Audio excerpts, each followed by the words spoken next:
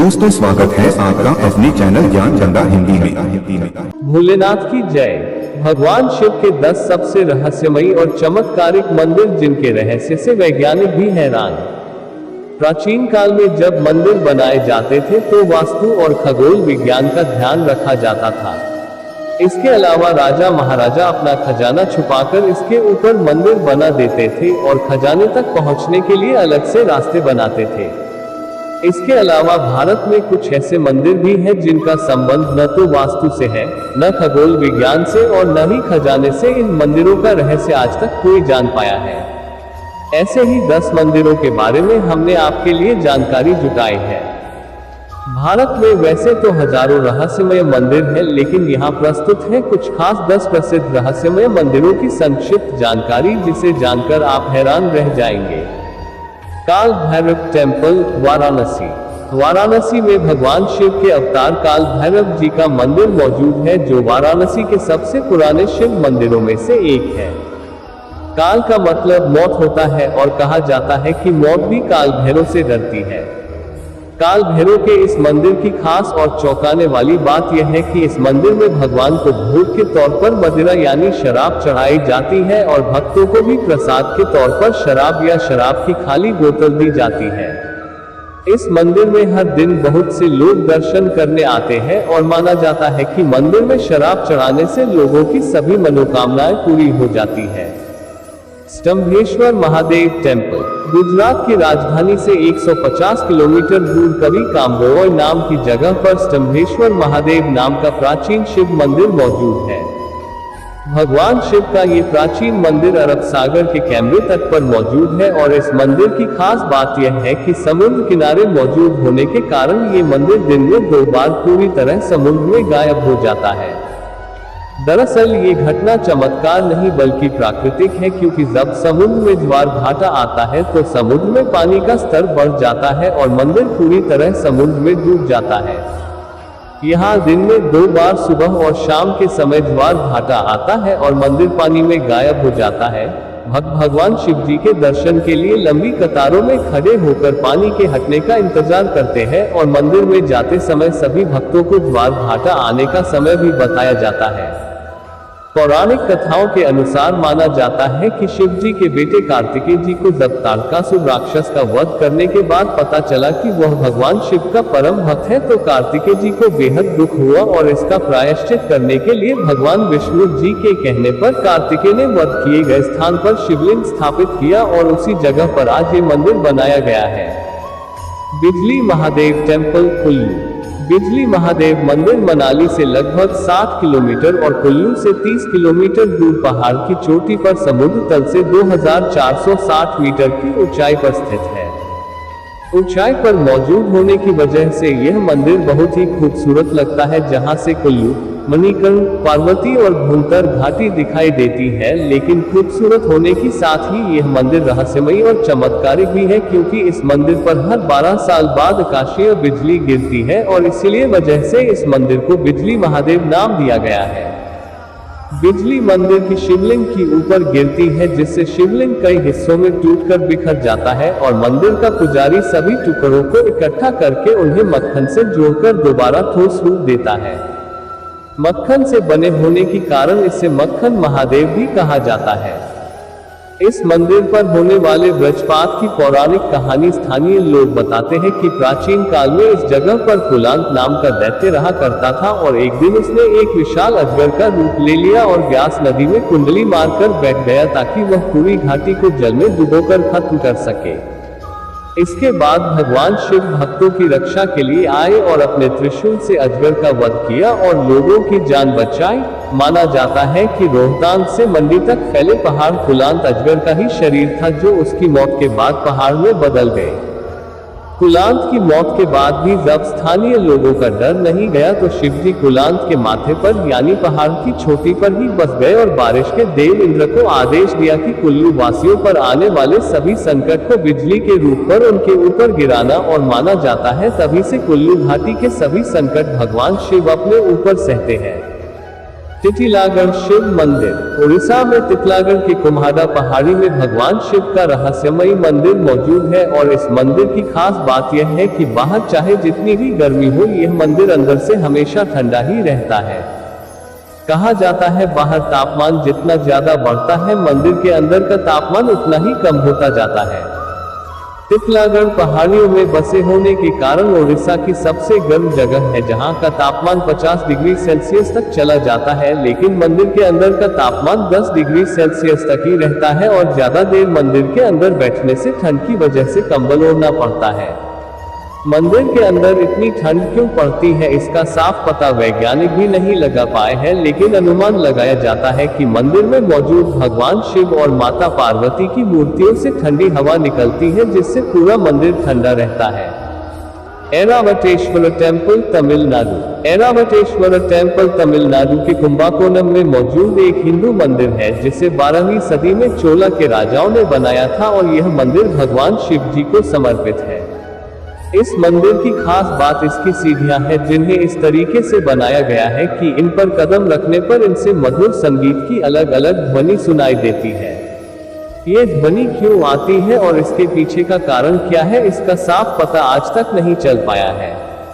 साल 2004 में इस मंदिर को यूनेस्को के वर्ल्ड हेरिटेज साइट में भी जगह दी गई थी। कैलास टेम्पल एल्लोरा। महाराष्ट्र की एल्लोरा की गुफाओं में मौजूद भगवान शिव का कैलास टेम्पल एक ही पत्थर को काटकर बनाया गया हिंदुओं की सबसे बड़ा मंदिर है। कैलास टेम्पल की खास बात इस मंदिर की बनावट है, जिसे सिर्फ एक ही पत्थर को तराश कर बनाया गया है और एक ही पत्थर पर बनाई गई ये दुनिया की सबसे बड़ी आकृति है। पुरातत्वविद के अनुसार इस मंदिर को 8वीं सदी में बनाया गया होगा और इसे बनाने के लिए यहाँ से 2000 टन पत्थर निकाले गए होंगे। इस मंदिर की सबसे हैरान करने वाली बात यह है कि जिस तरीके से इस मंदिर को बनाया गया है, ऐसा आज के समय में इतनी टेक्नोलॉजी और इंजीनियरिंग के होने के बाद भी नामुमकिन सा लगता है। इसलिए हैरानी की बात है कि हजारों साल पहले के लोगों ने बिना किसी टेक्नोलॉजी और ज्यादा ज्ञान के इस मंदिर को इतनी सुंदरता से कैसे बना लिया होगा। पुरातत्वविद का मानना है कि आज की तकनीक का इस्तेमाल करते हुए 2000 टन पत्थर को निकालकर इस तरह के मंदिर को बनाने में 100 साल तक लग सकते हैं, लेकिन यह मंदिर उस समय सिर्फ 18 सालों में बनकर तैयार हुआ था। भगवान शिव के इस मंदिर को इसकी अनोखी बनावट के लिए यूनेस्को वर्ल्ड हेरिटेज साइट में शामिल किया गया है। अचलेश्वर महादेव टेम्पल राजस्थान। राजस्थान में धौलपुर के जंगलों में भगवान शिव का ऐसा चमत्कारी मंदिर मौजूद है, जहां पर शिवलिंग दिन में 3 बार रंग बदलता है। इस मंदिर का नाम अचलेश्वर महादेव है और इसका इतिहास किसी को नहीं पता कि इस मंदिर को कब और किसने बनवाया था। मंदिर में मौजूद शिवलिंग का रंग सुबह के समय लाल, दोपहर के समय केसरिया और शाम के समय सांवला हो जाता है, लेकिन शिवलिंग का रंग क्यों बदलता है इसका पता नहीं चल पाया है। इस शिवलिंग की एक और खास बात यह है कि इस शिवलिंग की गहराई कितनी है इसका पता आज तक नहीं चल पाया है। एक बार शिवलिंग के आखिरी छोर तक पहुंचने के लिए खुदाई करवाई गई थी, लेकिन जमीन के बहुत नीचे तक खोदने के बाद भी जब शिवलिंग का आखिरी छोर नहीं मिल पाया तो खुदाई को बंद करवा दिया गया। निष्कलांक महादेव गुजरात। निष्कलांक महादेव भावनगर गुजरात के कोलियत तट पर मौजूद भगवान शिव जी का मंदिर है। इस मंदिर में 5 शिवलिंग मौजूद है, जिनके सामने नंदी जी की मूर्ति भी मौजूद है। इन शिवलिंगों को स्वयंभू माना जाता है, यानी कि ये शिवलिंग खुद ही प्रकट हुए थे। यह मंदिर समुद्री तट से 1.5 किलोमीटर दूर अरब महासागर में मौजूद है और भारी ज्वार के दौरान पूरा मंदिर समुद्र में डूब जाता है और मंदिर की ध्वजा ही दिखाई देती है। भक्त ज्वार कम होने के बाद मंदिर के दर्शन करने जाते हैं। यह एक प्राचीन मंदिर है और इसे कुछ इस तरीके से बनाया गया है कि समुद्र का तेज बहाव भी इसका कुछ नहीं बिगाड़ती।